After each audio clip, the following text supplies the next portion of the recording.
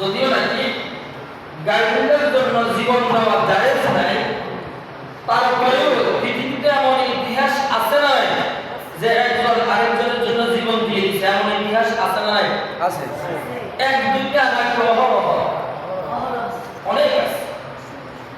আচ্ছা, ইব্রাহিম আলাইহিস সালাম সন্তান ইসমাঈলকে কুরবানি করলেন, কেন করলেন? তিনি যদি কুরবানি না করতেন এমন কোনো ওহী আসে নাই তার বাড়িঘর জ্বালিয়ে দেওয়া হবে। শুধুমাত্র ওহী এসেছে এটা তুমি তোমার সন্তানকে কি করো? কুরবানি করো।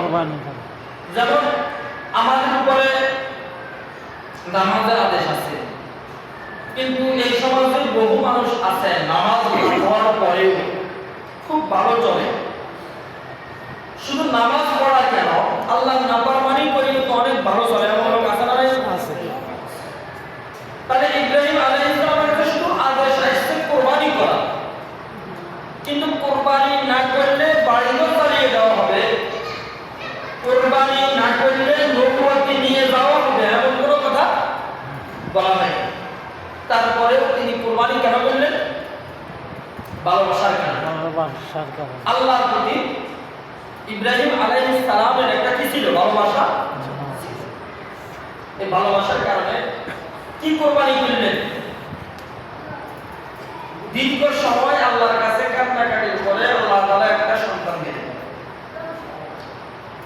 তো একটা সন্তান, কারো যদি 10টা সন্তান থাকে, একটা মারা গেলে আফসোস লাগে না? লাগে না? লাগে। পৃথিবীতে এমন কোনো মা বাপ আছে 10টা থাকার কারণে একটাকে গলা টিপে মেরে ফেলছে? এমন কোনো মা বাপ আছে? মা বাপ। তারপরেও 10টা থেকে একটা গেলে মায়া লাগে না? লাগে না? লাগে। তাহলে সেই জায়গাতে একজন আছে, কতজন? আবার এমন বয়সে, যে বয়সে হওয়ার কোনো সম্ভাবনা আল্লাহ তাআলা দিতে পারেন, এটা ভিন্ন কথা। বাট ইব্রাহিম আলাইহিস সালাম বয়সটা এমন বয়স ছিল যে বয়সে সাধারণত সন্তান হয় না। তো ইব্রাহিম আলাইহিস সালাম সন্তান হয় না, আল্লাহর কাছে কান্নাকাটির পর আল্লাহ একটা দিলেন, সেটাকে আবার কুরবানি করলেন। কিসের কারণে বলেন? ভালোবাসার কারণে। কিসের কারণে? ভালোবাসা। তো ইব্রাহিম আলাইহিস সালাম তো আল্লাহর ভালোবাসায় কুরবানি দিলেন, কিন্তু পৃথিবীতে এমন হাজারো কুরবানি আছে এক মেয়ে আরেক ছেলের জন্য, ছেলে মেয়ের জন্য নিজের জীবন দেয় কি দেয় না? দেয়। শুধু কিসের কারণে? ভালোবাসা। বলতেছিলাম ভালোবাসা এটা আল্লাহর প্রদত্ত, এটা কার দান? আল্লাহর দান। কারো দিনের মধ্যে যদি ভালোবাসা না থাকে তো সন্তানকে জবাই করে নাকি পাথর জবাই করে সে পার্থক্য করতে পারবে না। যেমন কোন মা নিজে অ্যাক্সিডেন্ট হলেও বুকের সন্তানকে ফেলে দেয় না, সন্তানকে আরেক দিকে পালাই দেয়, যেদিকে পালালে গায়ের নিচে পড়বে না, একেবারে তাজা ঘটনা।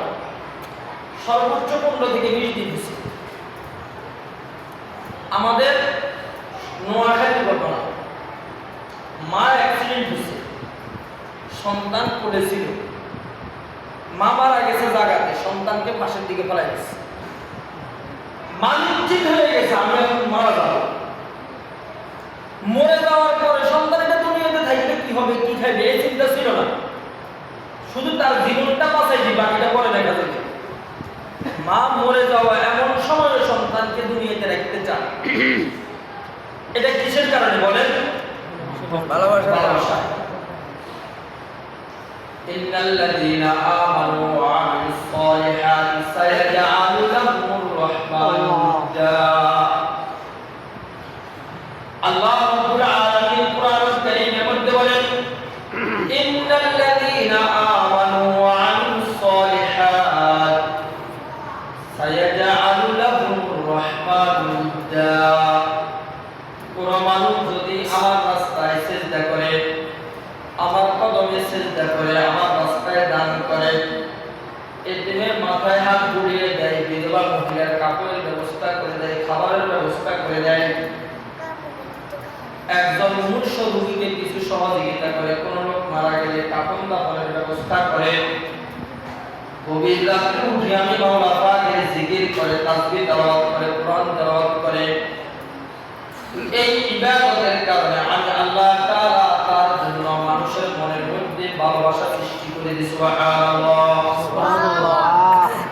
সে সেজদা করলো আল্লাহকে, দান করলো গরিবকে, দান করলো মাদ্রাসায়, দান করলো এতিম অসহায় বিধবা মহিলাকে।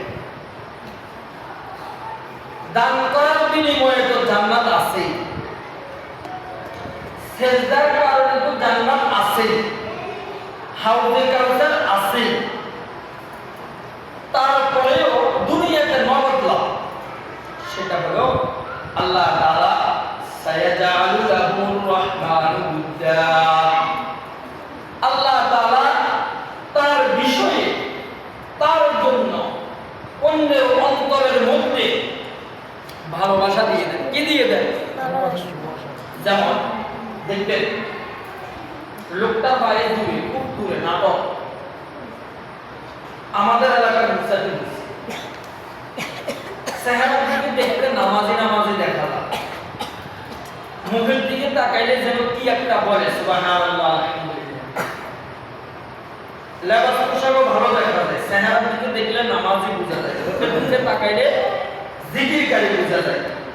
এই লোকটাকে আপনি জায়গা দিবেন না দিবেন কেন? ইবাদতের কারণে আপনার দিলের মধ্যে তার জন্য একটা ভালোবাসা আসছে। কি আসছে? ভালোবাসা।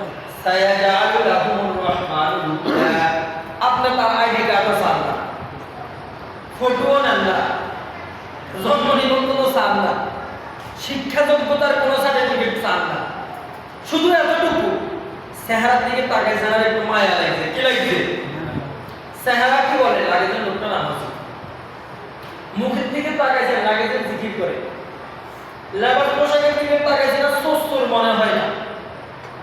এখন আপনার দিলের মধ্যে তার জন্য একটা ভালোবাসা আসছে।